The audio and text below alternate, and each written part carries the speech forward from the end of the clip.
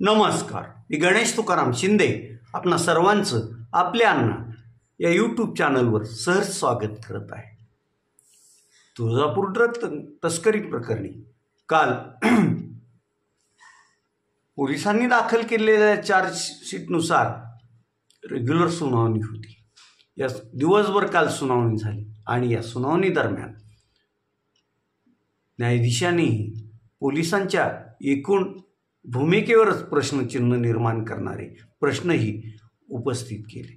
तुम्ही गुन्हेगारांची वर्गवारी का केली? त्यानंतर पोलीस तपासात राजकीय काही दबाव आहे का आदी प्रश्न न्यायमूर्तींनी तपासी पोलिसांना विचारले. मात्र यावर पोलिसांनी काहीही उत्तर दिलं नाही. याच्यात गेल्या आठवड्यात या सुनावणीपर्यंत पोलीस खबऱ्या आहे अशी भूमिका घेत विनोद उर्फ पिंटू गंगनेच्या पुणे येथून आलेल्या वकिलांनी जी बाजू मांडली होती त्यावरून न्यायालयानं या म्हणजे 6 तारखेपर्यंत तात्पुरता जामीन दिला होता आणि काल न्यायालयानं विनोद उर्फ पिंटू गंगनेचा जामीन फेटाळला. त्यामुळं जे फरार आरोपी आहे आणि ज्यांनी अटकेत असलेले पण जामिनासाठी अर्ज केला आहे त्यांच्या आशा धुसर झाल्या.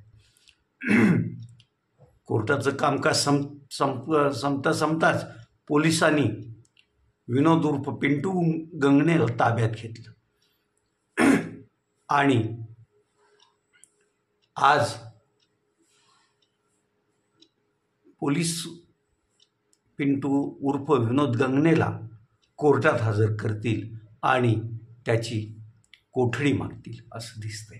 पिंटू गंगने हाच खरा या ड्रग तस्करीचा मास्टरमाइंड असल्याचं अनेकांचं मत आहे आणि पोलिसही आता त्याच कन्क्ल्युजनवर येऊन पोचलेले आहेत असंच दिसतंय.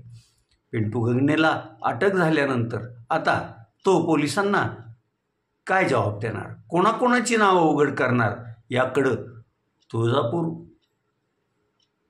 शहरवासीय त्याचबरोबर तालुका आणि जिल्ह्यातील पण अनेक मंडळीचं लक्ष त्याकडं राहणार आहे.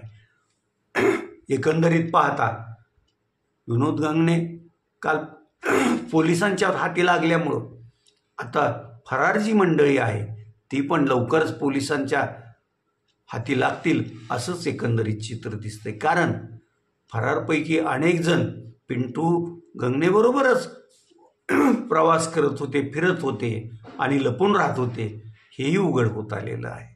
त्यामुळं लवकरच 38-39 जे आरोपी आहेत तुळजापूर ड्रग प्रकरणात ते सगळेच पोलिसांच्या ताब्यात असतील आणि मग तामलवाडी पोलीस स्टेशनचे तपासी अधिकारी ठाकूर हे सगळ्यांकडून काय काय माहिती बाहेर काढतात आणि कुठपर्यंत ते पोचतात याकडं सगळ्यांचं लक्ष राहणार आहे.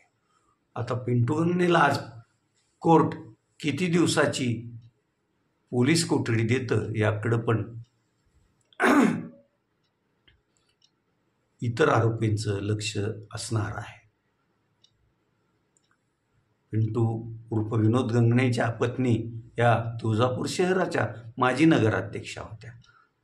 तर या ड्रग प्रकरणात जी काही नावं आहेत त्यात अटकेत असलेला तुळजापूर पंचायत समितीचा उपसभापती शरद जमदाडे, फरार असलेला काही काळ प्रभारी नगराध्यक्ष राहिलेला बापू कने अशा अनेक दिग्गज मंडळी आहे आणि ती जर ताब्यात आल्यानंतर खऱ्या अर्थानं या ड्रगचं कोणाच्या मार्फत ड्रग तुळजापूरपर्यंत येत होतं, कोण त्याची विक्री करत होते आणि अगदी उच्चभ्रू घरातील मंडळी असो किंवा अगदी गरीब हे कोण ड्रगचं या सेवन करत होते ही माहिती उघड होईल असंच दिसतंय.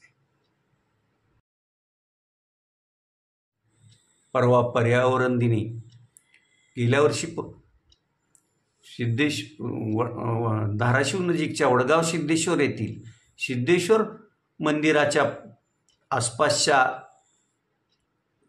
याच्यात जे धाराशिव फाउंडेशन आणि विविध सामाजिक संस्थांच्या वतीनं सिद्धेश्वर देवराईत वृक्षारोपण केलं आहे. ती वृक्षाची वाढ कशी झाली आहे आणि नवीन काही वृक्ष लावण्यासाठी परवा पर्यावरण दिनीच एक कार्यक्रम झाला. सकाळी 10 वाजता खासदार ओमप्रकाश भूपालसिंह उर्फ पवनराजे निंबाळकर, आमदार कैलास घाडगे पाटील, प्रशांत पाटील, महेश पोद्दार, राज जाधव अशी मंडळी आणि बरेचसे पर्यावरण प्रेमी मंडळी पण तिथं होती. या मंडळींनी गेल्या वर्षी वृक्ष लावले होते त्या वृक्षाच्या आसपास वाढलेलं गवत तण साफ केलं. त्याचबरोबर काही नवीन रोपं पण लावली. याच्यासाठी जवळपास 500 ते 1000 लोक सिद्धेश्वर वनराईत जवळपास 2-3 तास आपलं श्रमदान करत होते आणि ती सिद्धेश्वर वनराई स्वच्छ म्हणजे तिथलं गवत तण काढण्याचं काम करत होते. एकीकडं जिल्ह्यात असं चांगलं काम चालू असतानाही दुसरीकडं ड्रगसारखं पण खेकडा विळखा घालत असल्याचं पण चित्र दिसत आहे. हे तसं चांगलं चित्र आहे असं म्हणणं योग्य ठरणार नाही. त्यासाठी आता सर्वांनीच तरुण पिढी व्यसनाधीन होऊ नये. आपल्या जिल्ह्यात MD ड्रग वगैरे असे घातक पण प्राण जीविताला हानी करणारे ड्रग्सचं शिरकावच होऊ नये यासाठी आता खंबीरपणे कोणीतरी पुढाकार घ्यावा लागेल. त्याला सर्व जिल्ह्यातील नागरिकांनी सहकार्य करावं लागेल. तेव्हा कुठं जिल्ह्यातून ड्रग हद्दपार होईल आणि मग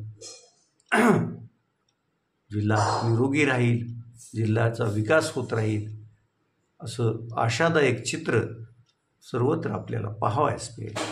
त्यासाठी आता पुढाकार कोण घेणार आणि जनता खऱ्या अर्थानं त्यांना सहकार्य करणार का हे आता पाहणं गरजेचं आहे.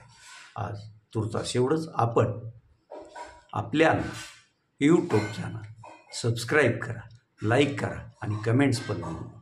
धन्यवाद.